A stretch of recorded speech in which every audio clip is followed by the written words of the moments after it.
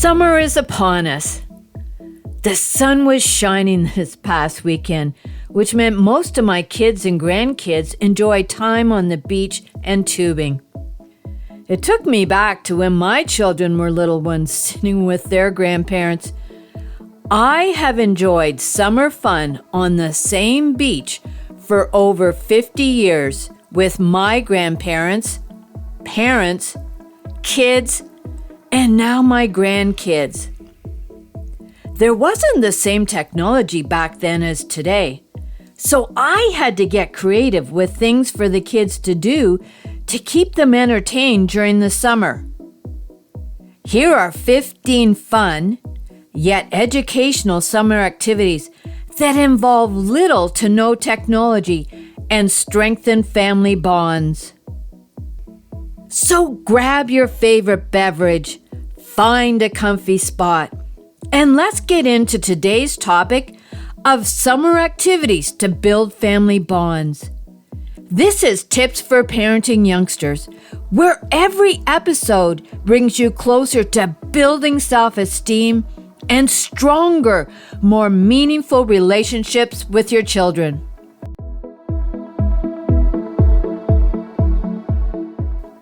Last week, I talked about reading. Now is a great time to spend a few minutes reading with your children daily. Engage them in different types of reading material, such as a comic book or a how-to on simple science experiments or crafts. Encourage your children to choose their books, which helps them develop confidence. Allowing your children to make choices teaches them to express their thoughts and listen to what others say. Reading also enhances their vocabulary, comprehension, and critical thinking skills. Try setting up a summer reading challenge with a fun reward system to motivate kids to read a certain number of books. I find bubblegum and stickers work great no matter the age. I have also talked about a gratitude journal before. It is so easy to find things to be grateful for. Keeping a gratitude journal helps children focus on positive experiences and understand what they value. This self-awareness is crucial for setting personal boundaries, as it allows them to identify what makes them feel safe and happy. It also promotes emotional regulation and resilience, contributing to overall mental well-being. Start a daily gratitude journal. Each family member writes down 3 things they are grateful for daily and shares them with the family. Even going around the table at mealtime and saying what you are grateful for causes you to appreciate all you have in life, encouraging a positive mindset. You can also explore curiosity together. My grandma was good at this. I remember this one summer when my sister and I went to stay with my grandparents for 2 weeks. Grandma planned this time as if we were at camp. One thing she taught us to do was make a canoe out of birch bark. We found the birch bark from a dead tree branch, and Grandma had a lot of information about nature. This encourages curiosity, which leads to better problem-solving skills and a deeper world understanding. Children learn to ask questions and seek information by exploring new topics, such as making this birch bark canoe. So try planning a family curiosity project. Explore a new topic and share what you've learned with each other. Another suggestion is using a free stargazing app to learn about stars in the sky.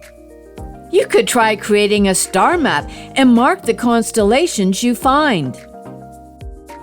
Another summer activity? You can learn how to resolve conflicts through team games, such as an indoor or outdoor scavenger hunt. Team games are a fun way to teach conflict resolution skills. They require cooperation, communication, and compromise, helping children learn to work together towards a common goal. These games also provide opportunities to practice patience, empathy, and problem solving in real-time situations. So organize a family indoor or outdoor scavenger hunt. This activity provides a safe space for children to practice their reading, handle disagreements, and find mutually beneficial solutions. I have provided both an indoor and outdoor scavenger hunt on my website at parentingyoungsters.com. You can also try learning a new skill together. This allows you and your children to share their experiences, challenges, and achievements, promoting a positive learning environment.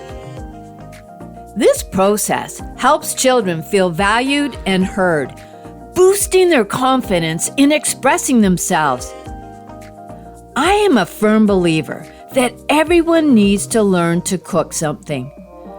My dad didn't know how to make a cup of tea, so when my mother was ill, it fell on me to cook dinner and keep the house running as smoothly as possible. So maybe learn about nutrition and healthy eating habits. Try cooking a healthy recipe together and discuss the nutritional value of different foods. This can even lead to a family recipe cookbook. You can also, over the summer, do journaling for personal growth.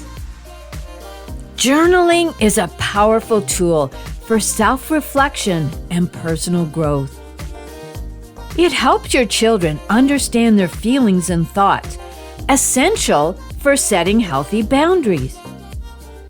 By regularly writing down their experiences and emotions, they learn to identify their needs and communicate them effectively. For younger ones, journaling helps them with reading and writing communication skills.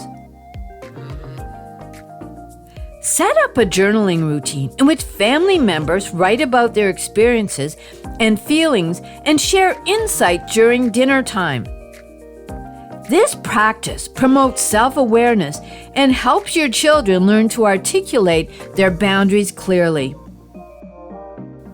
Get creative through arts and crafts. Arts and crafts provide a creative outlet for children to express their emotions and ideas. This activity enhances their ability to communicate non-verbally and verbally, fostering assertive communication. It also helps them develop creativity and problem-solving skills. Give a child a paper and crayons and they can entertain themselves for hours. When I was helping the students in grades 1 and 2 at the school, they all loved to draw. I encouraged this because it was a way for them to describe what they had drawn for me. What about a family movie night? In 2021, I received a phone call from a movie producer, Richard Boddington, to be part of a movie production called Wickensburg. It was my first time doing such a thing, but I was up for it. Richard hired me as the assistant production manager. I also ended up getting a small, non-speaking part in the movie. Last year, we shot The Return to Wickensburg, and in a couple of weeks we will shoot the last in the series, The Secrets of Wickensburg. I'm telling you about this movie because it is an excellent one for any age. The movie is about a mother and her young son who moved to a new small town. They soon discover the town harbors a dark secret, and it's a race against time to save the day. Denise Richard plays the mother. Making his debut is Jensen Garrig, who plays her son, along with her acting debut, Catherine White. I put a link for the trailer in the show notes. There's nothing better than spending a day at the beach, building sandcastles, swimming, and talking. When was the last time you gave your children your undivided attention and listened, really listened to what they had to say? Put your technologies away, have fun, and just play like a kid. Picnics are a lot of fun. Oh, I remember as a kid, my mom would take us on picnics. We would go out in the forest, we'd go to the beach, we'd jump in the boat, find a small beach to sit on. I love picnics. Pack a lunch and picnic at a local park or in at your backyard even. What is it about eating outdoors? Everything tastes better. How about getting the kids to pack the lunch, maybe make sandwiches, and learn to be independent so they have life skills when they are living on their own? Getting outside for outdoor fun, such as walking, even playing frisbee, or throwing a ball back and forth, is a fantastic way for you and your children to connect with nature and each other. These activities promote physical health, enhance coordination, and boost their moods by reducing stress and increasing happiness through fresh air and exercise. Outdoor play encourages creativity, fosters social skills through interactive play, and strengthens family bonds as everyone enjoys quality time together. Here's an idea for an easy-to-do science experiment. As I mentioned in a previous episode about positive affirmations, I learned about two fascinating experiments conducted by Dr. Emoto that demonstrate the power of words and intentions. Dr. Emoto was a Japanese researcher, author, and entrepreneur known for his controversial experiments on the impact of human consciousness. Here are the two experiments he conducted. One is called the water crystal, and the other one is the rice experiment. So with the water crystal experiment, Dr. Emoto exposed two jars filled with water to various words, music, and environments. Several times throughout the day, Dr. Emoto spoke positive words like love and gratitude to one jar. He said negative words like hate, anger to the other jar. After 30 days of doing this, he froze the jars and examined the crystals under a microscope. The jar of water exposed to positive words and music formed well-defined crystals, while the jar of water exposed to negative words and music formed distorted and chaotic patterns. And if you don't have a microscope, just see if you can tell if there's a difference between the two jars. Or maybe try the rice experiment, which might be a little easier to do. Again, Dr. Emoto took two jars and placed rice in them, adding water. In one jar, he spoke positively several times throughout each day with words like thank you, I love you. While the other jar, he spoke negatively with words like, you fool, I hate you. After 30 days, the rice in the jar that received positive affirmations was relatively unchanged, while the rice in the jar that received negative words had turned moldy and decayed significantly. Both of these experiments demonstrate the potential influence of our thoughts, words, and emotions on those around us, emphasizing the power of positivity and the harmful effects of negativity. Give it a try and see what happens for you. Card games offer numerous benefits for children and families. They enhance problem-solving skills, memory, and math abilities. Games like Go Fish or Crazy Eights improve concentration. Card games can also enhance fine motor skills and talents while they're handling the cards. And last but not least, I love to dance. There doesn't seem to be the dancing there was, so I dance at home. My 4 youngest grandchildren, aged 12 to 17, don't even know how to dance. 2 of them went to their first dance this year. Music and dancing are not just fun activities, they also play a crucial role in your children's development. Learning songs and rhythms improves recall, while understanding beats and patterns in music can boost their math skills. Dancing helps children develop better coordination and balance, improving their gross and fine motor skills. Dancing is a great exercise that promotes fitness and cardiovascular health. Emotionally, music and dance provide a creative outlet for children to express themselves, boosting self-esteem and confidence. Try different types of music. See what your kids think. As Nike says, just do it. Summer is the perfect time to strengthen family bonds and create lasting memories with fun and even educational activities.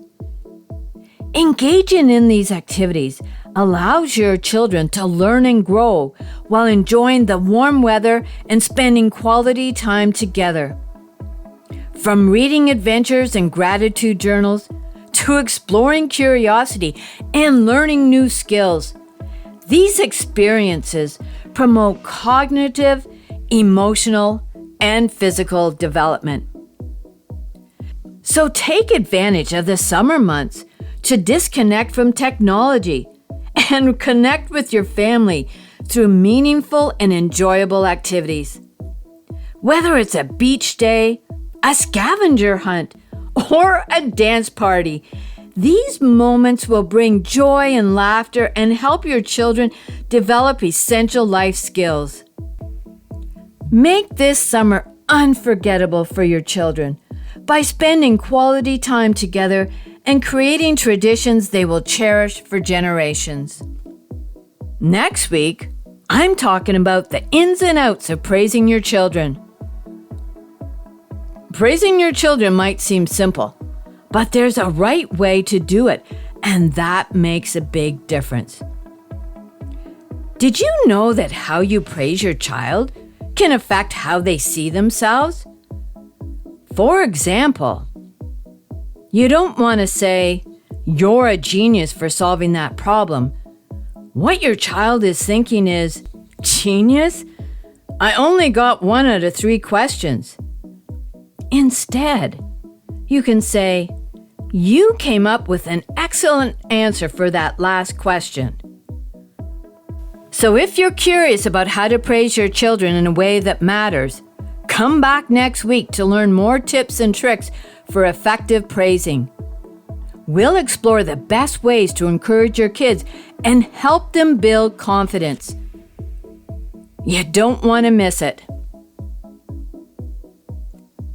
And I'm going to end with a plug for my latest book in a series called Lessons for Life with Grandma Kate. The book is titled Finding Lily's Magic Within, A Tale of Building Confidence, which is available on August 13th on Amazon and Ingram Spark. Set in the charming town of Georgian Hollow, this heartwarming tale follows Lily as she learns valuable life skills from her wise and loving Grandma Kate. Perfect for young readers, this book tackles real-life issues like bullying, self-doubt, and fear of making mistakes. It's a beautiful tool for parents and educators to help children build confidence and resilience. Don't miss out on this inspiring story. Mark your calendars for August the 13th. Thank you, listeners, for embarking on this journey with me today. Your time and attention are precious, and I am genuinely grateful that you chose to spend them with the Tips for Parenting Youngsters podcast. Your support and engagement mean the world to me. As I conclude this episode, I want to remind you to subscribe to my podcast, Tips for Parenting Youngsters. With new episodes released every Thursday, you will want to take advantage of my valuable insights and strategies for positive parenting. Embark on a journey of self-discovery and join me as I navigate the complexities of parenting to build stronger family bonds and self-esteem. Parenting is full of challenges, but remember, the most profound change starts within us. Be the role model your children look up to. They always watch and learn from us. Visit parentingyoungsters.com for a wealth of free practical resources. The website is designed to support you and your family in your everyday parenting challenges, from tips on self-discipline and positive affirmations to various other valuable topics. As I conclude this episode, I must state that this podcast is designed solely for educational and entertainment purposes. While I bring my experience as a parent and grandparent, it's essential that you know I am not a licensed therapist. This podcast is not a substitute for professional advice from a physician, professional coach, psychotherapist, or other qualified professional. Got it? Awesome. Until next time, what is one thing you are grateful for?